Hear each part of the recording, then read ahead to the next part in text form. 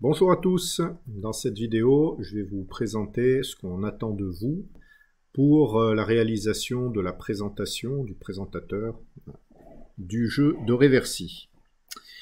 Vous voyez à l'écran ce présentateur, justement.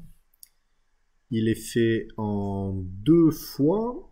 Alors pourquoi? C'est simplement que si vous regardez le code, dans le fichier index, on crée un modèle de partie, mais 2 présentateurs qui vont observer ce modèle. Alors, d'une manière générale, c'est quelque chose qui est intéressant à faire quand on veut débugger, d'avoir 2 présentateurs liés au même modèle, et ce pour vérifier qu'on respecte bien le schéma MVP.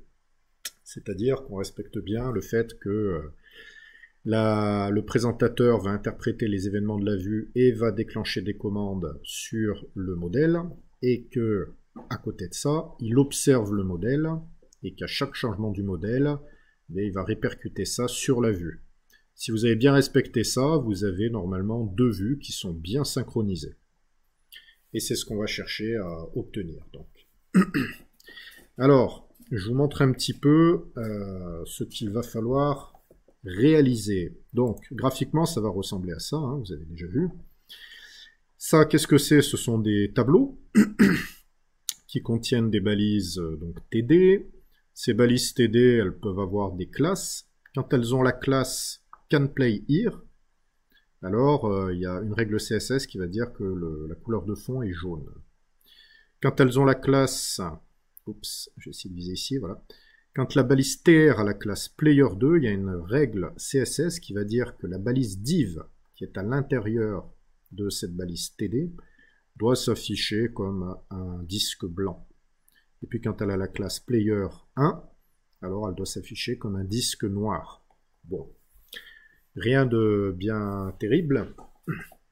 Si on regarde au niveau des éléments en CSS, nous on vous donne un squelette dans lequel on a simplement les balises table et tbody.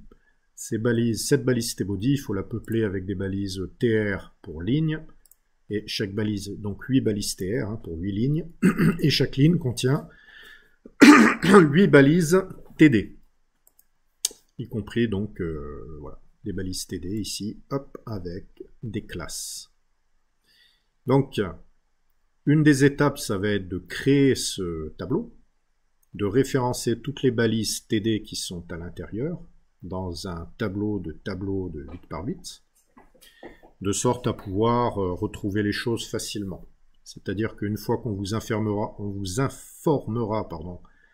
que vous avez un nouveau plateau qui a été publié, un nouvel état du jeu, vous n'aurez plus qu'à parcourir le plateau du modèle et à faire les transformations sur les balises TD. Vous direz, tiens, telle balise TD, finalement, maintenant, elle est vide. Bon, vous n'êtes pas obligé de mettre vide, que vous mettiez vide ou rien, ça ne change pas la vue, ça restera comme ça. Voilà, et donc, il faudra rajouter les classes CSS, les classes au sens CSS, pour que ça ressemble à ça. Vous pourrez aller dans le débugger, ici, le débugger du navigateur, pour voir un petit peu comment ça se passe. Autre chose que vous pourrez faire, que vous avez déjà peut-être utilisé, c'est que dans la console de développement, en fait, on vous offre un lien, une référence vers votre modèle directement. Cette référence, elle s'appelle Debug Reversi, et avec cette référence, normalement, vous pouvez déjà jouer des parties. Par exemple, là, si je dis, tiens, je vais faire play aux cases 2, 3, hop, et voilà, je viens de jouer.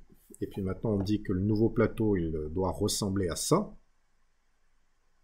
Et ici il faudra vérifier que ça ressemble effectivement à ça. Vous avez voilà, les petites croix, les petits ronds. Et puis vous pouvez de nouveau jouer. Vous pouvez faire toute votre partie à l'intérieur de la console et regarder un petit peu ce que ça donne. Évidemment, après, l'objectif, c'est qu'on puisse cliquer sur le plateau. Donc, si on clique à un endroit où on ne peut pas jouer, il ne se passe rien. Si je clique ici, par contre, je dois pouvoir poser un pion. Et là, je vous disais tout à l'heure, je dois avoir une vue synchronisée, c'est-à-dire que je joue sur un plateau ou sur l'autre, ou que je joue via la console. par exemple, en 6.2, je dois pouvoir jouer dans tous les cas. Donc ce code-là de la console, il est déjà fourni, hein, vous l'avez déjà, vous pouviez même tester votre modèle avant avec ça. Vous pouvez continuer à le tester ici pour vérifier que lorsque vous demandez à jouer quelque part, à un endroit où la case est jouable, vous avez vos plateaux qui se mettent à jour. Voilà, c'est tout ce qu'on attend de vous, entre guillemets.